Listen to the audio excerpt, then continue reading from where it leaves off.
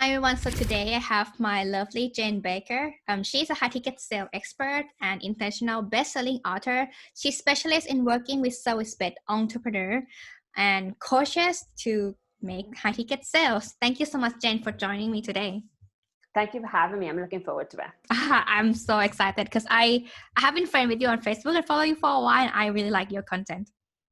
Thank you. I try and just kind of write content in a way that's really just authentic to me and what it is that I feel that I want to say versus kind of following any sort of script as such. So I do a lot of it just kind of whatever inspires me.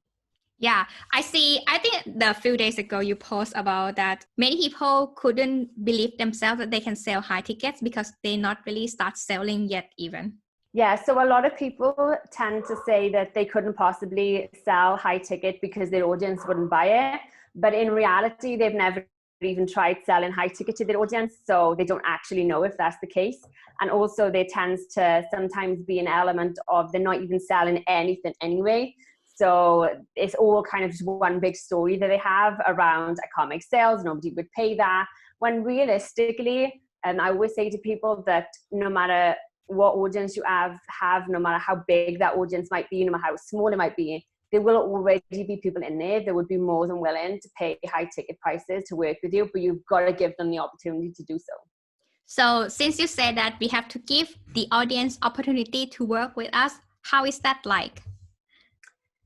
Typically, it's just letting them know that they can actually work with you, really. I think what can happen for a lot of people is they obviously often have those fears around, I don't want to be salesy or I don't want to be spammy, because one of the things that really kind of irritates me a lot is people kind of shaming others for, you know, they've sold something or they've said that they've got something to sell, and it creates this environment where people are too afraid to really let the world know that they have something available, where as really there's so many people out there that need what you do, whether you're a service provider, whether you're selling coaching, whatever it might be, someone needs what it is that you've got. And when you're not even just telling them that they can work with you and that they can buy this, you're probably not even serving them at the highest level, because typically I see selling as serving. So you can't fully serve someone if you're not letting them work with you, if you're just letting them have kind of your motivational posts or your free items. So actually, you just need to let them know. You need to say to them, hey, you know, I actually have something that you can buy from me. There's a way in which you could actually work with me if you want to. Most people are waiting for that invitation and they actually want it. And it's surprising how many people they build an audience and they think that they're just going to not sell anything for 6 months because they want to build that sort of value. And at the end of the 6 months, some of the people that have been the most engaged have gone and bought from someone else, because that other person was actually there to really serve them and to sell to them. And so they kind of ended up missing out. Mm-hmm. So everything starting from self-awareness and starting from the owner itself. Yeah. I mean, whether you've got a small audience, whether you're a coach, whether you're a service-based business, no matter what it might be, you are leading your audience and you're often training them to a certain degree as well. So if you're somebody that starts a community and never tells them that you have something available, then you've trained them into thinking that there's not a next level for them to go to. So often when you do then go and ask them to take action on something, they've already been trained out of doing it. So they're not even kind of expecting it, and they've often gone elsewhere. The only time we're really serving our audience at the highest level is when we're selling them, when we're letting them know that there's a next step for them to be able to take. Mm-hmm. Yeah, you're right. And yeah, we talked offline before. You told me that you take high ticket thing different from other people. So what is high ticket means for you? For me, it means different to lots of different people. So typically speaking, I work with clients who are selling everything from 10K right the way up to, so the largest sale I've helped the client make is just over the 1 million mark. So we cover high ticket selling as an actual high ticket. So this isn't about kind of taking someone from, you know, $15 and then you sell them something else for $50 and then you sell them something else. But, you know, for a lot of the clients, we're literally straight off selling someone into something that is 20K, 50K. and even higher. So, but it's all about seeing high ticket as the vessel. So it isn't just about creating a one size fits all. So I've got some clients that sell high ticket and it's group work. I've got other clients that sell it and it's events. I've got clients that do it as one-to-one. Some people actually do it and it's high ticket where they've got kind of 12 months access to digital courses online and there's no real work with them at all. It's all about understanding what it is you're looking to achieve with your life. So when I first started selling high ticket with my own coaching business, I wanted freedom. I wanted to be able to travel, something that I wasn't able to do in my first business. So for me, it was about leveraging high ticket selling as the sort of vessel and creating offers that enabled me to travel. So I did intensive days all around the world, for example. So I was able to travel and I was able to make a lot of money at the same time. It's about blending that high ticket selling and unlocking a limitless life with it versus just making money and working 24 hours a day as such. It's much more about integrating it in the life that you want and having it open those doors for you. Yeah, 100%. I'm really support that because that actually the outcome of my service. It is like to help you to keep remaining your lifestyle and not get that satisfied from working in the business, right? It's exactly what you just said. And I came across, like, of course, we surrounded our society right now online with like very high range of, no, not only high, but like very wide range of high tickets. And I think it's confusing people, like low ticket, high impact, medium tickets, or like high ticket. How this really matters to the impact that they give, in your opinion? I don't necessarily think it matters so much for the impact, but everybody, different things kind of fuel different people. So for me, I'm fueled by working privately with someone. I'm fueled by working in kind of those closed environments. And when I first started my coaching business, because I desired that freedom laptop lifestyle, I went down the route of, okay, so I've got to do this through online courses, because most people will say you can only achieve a laptop lifestyle if you are selling online courses and a passive income. But I actually genuinely don't enjoy that either. It's not something that lights me up.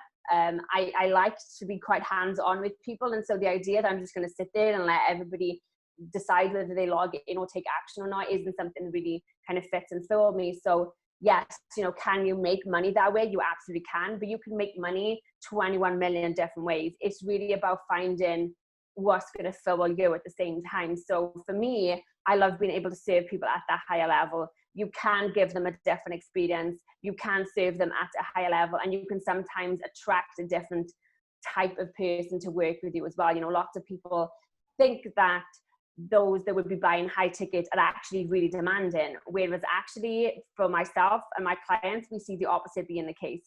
We see that actually we end up with our lowest ticket clients tend to be way more demanding than our higher ticket clients ever are. So I think there's lots of myths around every single thing. There's always myths around low ticket, there's myths around high ticket.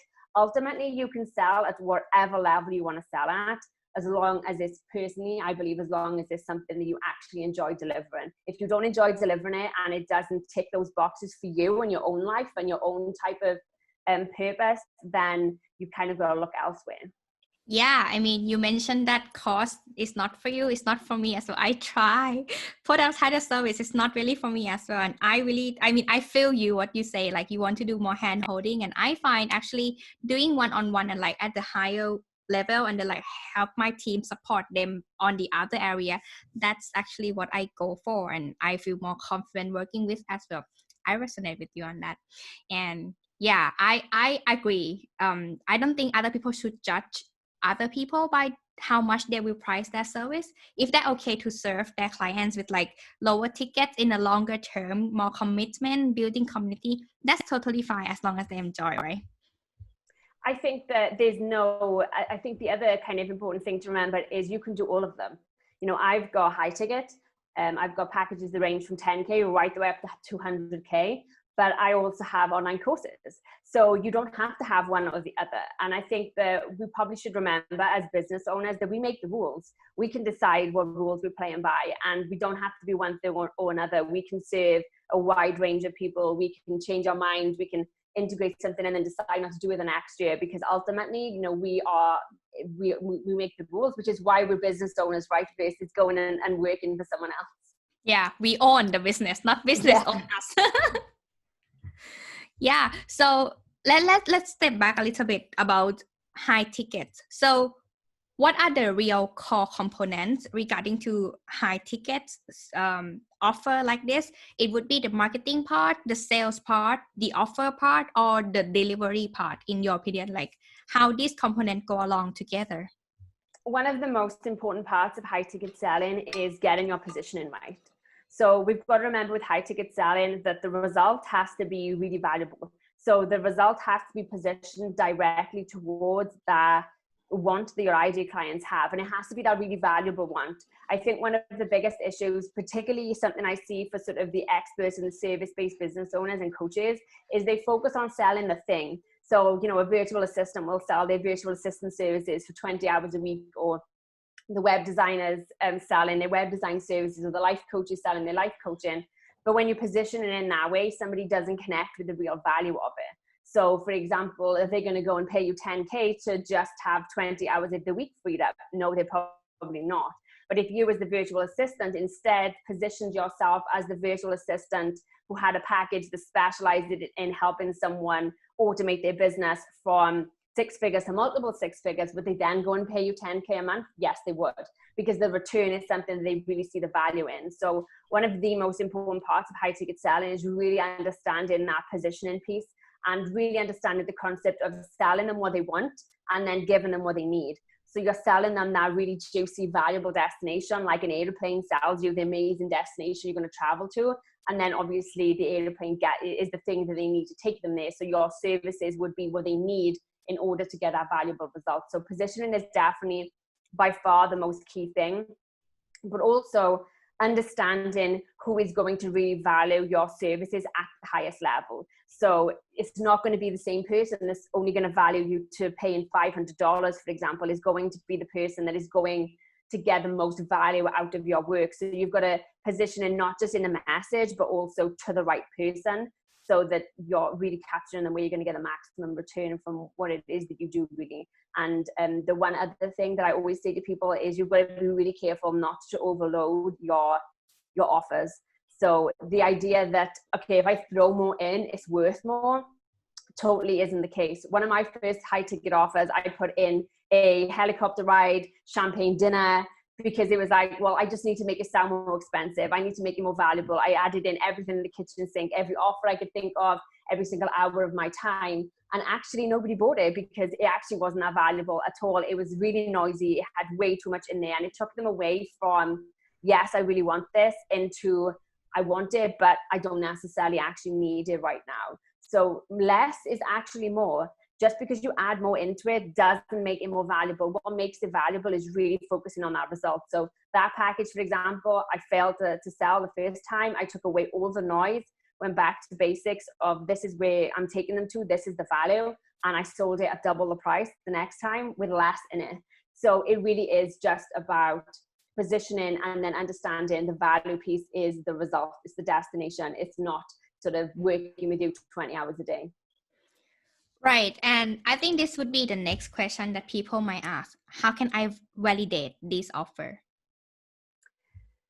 Validating the offer is always going to come down to that end piece, you know, that kind of valuable piece that someone is wanting. You know, one of the things that I always say to people is, whilst you're worrying about whether this is too expensive, whether somebody would pay this, there is multiple people that are in your sector right now who are selling the same services that you are, positioned in a slightly different way, and they're selling them at eye-watering amounts of money, and they're sold out. You just may never have heard of them before, but you know, there's always going to be people that are willing to pay at the higher ticket. You've just got to make sure you know that valuable result piece. And obviously, if you're someone that has worked with people previously, you can use that as a bit of an example. If you don't have any of that, then one of the key things you could do is go and research. So go and find those people that are selling at the higher level in your industry. You know, what are the types of things that they are doing? Not from a point of view where you copy them, but from a point of view where you really understand the market and understand what that market finds most valuable in whatever it is that you would be providing. And one of the key things you kind of just got to remember is you don't always need to reinvent the wheel. You know, you don't have to go and find this amazing shiny new thing that no one's ever done before. If there's someone that is consistently selling something that is being done, then you can use that as inspiration and obviously just tweak it so it fits you a bit more. But ultimately, there's always somebody that's going to buy what you're offering. There's always somebody out there for it, regardless of what price you put on it. So you are saying that we should always offer or always like invite people, or what would you be your sales suggestion then? With regards of how to sell it, I don't believe in cookie cutter approaches. So typically speaking, whoever is going to pay for your high ticket offer could hang out in one of a million different areas. And they do hang out on Facebook, but then you equally could find them on LinkedIn, you could find them on Instagram, you could find them just by going to in-person events, you could find them by just speaking on podcasts, such as this one. There's so many different layers to, you know, where do you market and where do you make sales to, that a cookie cutter approach just isn't something that I kind of preach. For me, it's all about understanding who am I selling to, understanding where they typically hang out, but you also have to understand the buy-in process of your ideal client. So we all tend to like to buy in different ways, and people who are going to pay a certain amount of money will like to purchase and spend that in a way as well. So myself, for example, I don't like getting on sales calls. If I want what you're offering, I don't want to spend 30 to 60 minutes of my precious time finding out whether I can actually do that or not. I'm someone that sees that I want something and I want to buy it there and then, regardless of what the price may be. And so it's really important to understand that you know that buying habits of your ideal clients. So when you're putting that sales process together, you're marketing in the places that you know that they hang out. But then when it comes to actually selling to them, you're doing so in a way that actually meets them where they're at and is going to provide them with an experience where they want to say yes to. If you've got that wrong buy-in process, they're likely just going to go somewhere else. So, but how you sell it all comes down to you, what it is you're selling, who it is you're selling to, and the best way that you're going to be able to get in front of them. And for most people, it's a bit of a mixture, unless obviously you're selling to the corporate market, and then that tends to be more of a direct outreach approach. But otherwise, it's always going to be marketed in some way so people become aware of you, and then they move into your community where you educate them, and then obviously you sell to them. Mm-hmm. Okay. Wow. Got a nugget right here, everyone. Take notes, take notes. This is like a really good summary and really clear picture right here. Am I correct that you also have team support you as well? So I do have team support. I personally have team support, and depending on if you work with me at certain levels, you get access to members of those teams as well. Me personally, I run other businesses, so I actually own a total of 5 businesses. I'm lucky though that they're all kind of managed by other people, and I remain hands-on with this type of work, so helping others with high ticket. I mean, whether you actually need a team to sell high ticket comes down to what it is that you're doing. You can easily sell high ticket without having a team, but equally for certain sectors, having a team could definitely be beneficial. And obviously outsourcing, you know, if we think about it from the aspect of if there's something that takes you 2 hours to do, that you could be charging, say 10K for those 2 hours, you're way better off outsourcing it than having your 2 hours kind of broken up by something that isn't going to get you the biggest return. Yeah, 100%. Yeah, I just wonder, like, when people start high ticket, do they really need like to support in any other area, or it depends on the business model that they have decided to pursue? Again, it completely depends on the business model. I think the one thing to remember with high ticket selling is typically it's very simple. You know,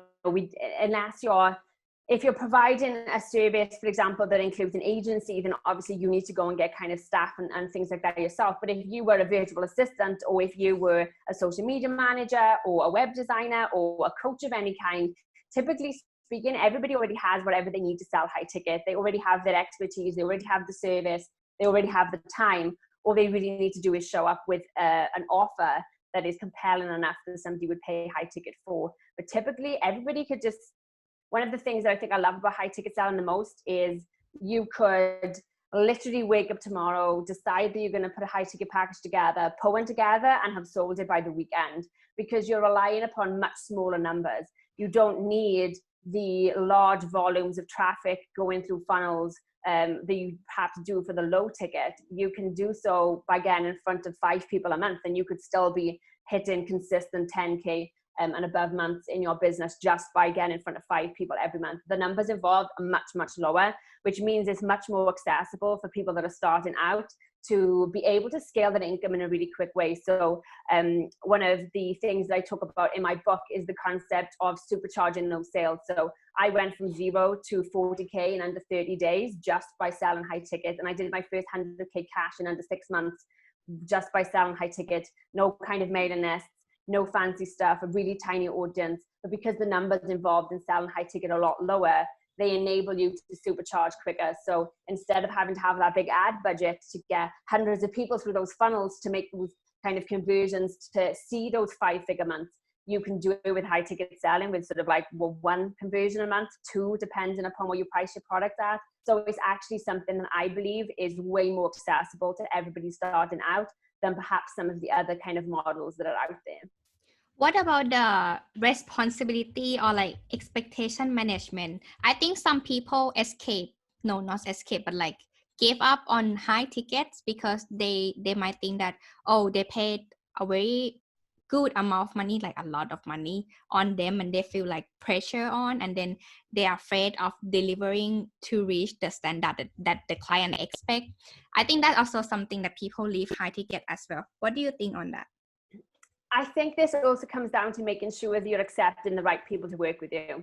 So I turn down way more people that want to work with me than I accept. And the reason for that is I kind of have a simple rule. If I wouldn't enjoy 30 minutes in your company, you're not going to enjoy working with me. And I don't particularly going to enjoy working with you either. And so it wouldn't create a nice environment for either party. I'm very kind of open with my clients in the sense of I don't babysit people. So if you're looking to work with me and have me babysit you, that's not going to happen. You need to be independent, because unless you're going to work with me for the rest of your life, you're going to actually have to know how to do this independently and without me kind of constantly being there and over your shoulder. So I have a pretty strict kind of profile of type of person that I work privately with. And that's because I value my time and I also value their time. So one of the first things to think about is you set the rules, just like we said, you're the rule maker. So if you know that this is the type of person you would most enjoy working with, and is someone who doesn't need babysitting, is more independent, wouldn't be necessarily really demanding of your time, then those are things that you would want to make sure that you are applying when you're deciding whether someone can come and work with you or not. So you decide whether someone works with you, you decide who that person is. And I think the other thing to consider is, again, it kind of comes back to that myth around those kind of higher ticket clients being a lot more hard work. I see the absolute opposite. Most of my high ticket clients are absolutely amazing. And some of them I barely even hear from. I hear from them less than I hear from some of my lower ticket ones, because they tend to be, particularly my higher end clients, they tend to be sort of more independent. They're already successful and busy anyway. So they don't want kind of to be in contact with me every single day. So it really comes down to you and you being really clear on who it is that you are for and who it is that you're not for, and setting those guidelines right from the beginning so people know. And also, when it comes to the pressure of delivering the result, nobody should be offering a result that they can't help someone achieve. So that's kind of the thing to remember is, if you genuinely cannot deliver that result, then that's not the result that you would be going out there. But equally, the other thing to remember, depending upon the type of business you're in, we can't always be responsible for absolutely everything. If you're a coach, for example, once it's left your brain and it's gone out there into the world, if that individual doesn't necessarily do anything with it, then that's kind of not necessarily your real kind of issue as such. So, but it's like not kind of, you don't have to have I'm going to go and help you, make you $1 billion to be high ticket to someone. People value lots of different things in their life. And as long as you are delivering a valuable result to the person you are selling it to, and just don't kind of overshoot what that is, be confident in what the result will be. Yeah, amazing. I mean, take note, everyone. This is a real thing that I didn't hear people talking in this depth much. So at least hope my audience get to hear this. I appreciate you. Unfortunately, right now we're still locked down, right? Especially you are in Spain and you're still not able to travel. But you mentioned about laptop lifestyle and traveling as well. So I just want to ask you that, what's your plan next? Where you going to go travel? Yeah, so typically speaking, I'm a bit of a travelaholic. So last year we went on 10 vacations in the end, I think it was. So kind of being locked down this year is a big deal. Although we can travel to the other islands, because obviously we live somewhere, there's 8 islands in total in the Canary Islands, and we live on one of them. So we did over the summer do a bit of a road trip around the other islands just to kind of get out a little bit. But typically speaking, I spend a lot of my time in the US and Canada. So I was due to be in Toronto next month, although that's not happening. I was due to be in Florida in November, but I don't think that's happening either. So some of the first places I'll be going when lockdown completely lifts is Lapland for Christmas, hopefully, fingers crossed, if that's still available, and then on to the US and Canada for next year. But I'm a massive Formula One fan, so we tend to travel with that. So we've got tickets for the race for next month that have people coming in. So we're hoping we get to go. Wow. I hope you all the best. I'm going back home in the next few days, actually 6 days. I'm going back to Thailand. So it's been challenging to go back home as well. But yeah, travel have to keep going. I cannot stuck like this. This is too much. No, yeah, same here. It's totally crazy. Yeah, and you mentioned that you have like 5 businesses and how you operate these businesses, or you have the CEO that you hired and then they manage the business for you like that? So currently I'm the CEO of an international group of companies, but obviously I tend to kind of oversee from a CEO perspective, and then we've got managing directors, and we've got boards, and we've got project managers and everything else that fall under that. So we're always looking to add new businesses on. So we're always growing as a corporation and always moving on to new things. Yeah, so Jen is the CEO of the corporation who's traveling all around the world. In case anyone wants to work with you after they listen to this golden nugget right here, so where can they reach out to you then? The best places to reach out to me will always be on my social media platforms. So obviously there's my personal profile, Jane Baker, on Facebook, or any of the social media platforms. You'll find me with the social media, and then I am Jane Baker. So I'm the same across all platforms, so it's easy to find. And also my Limitless Living Lounge on Facebook is my free community. Inside of there, I do free trainings every month. We have open coaching sessions. We also do quarterly challenges as well. So there's always lots of things going on in there for anybody who wants to know more about high ticket selling. Thank you so much for joining me today, Jane. Thank you so much for having me. Hey, thank you for watching this episode. If you enjoyed the show, you can subscribe here or here. And this is the previous episode. Check it out. See you next time.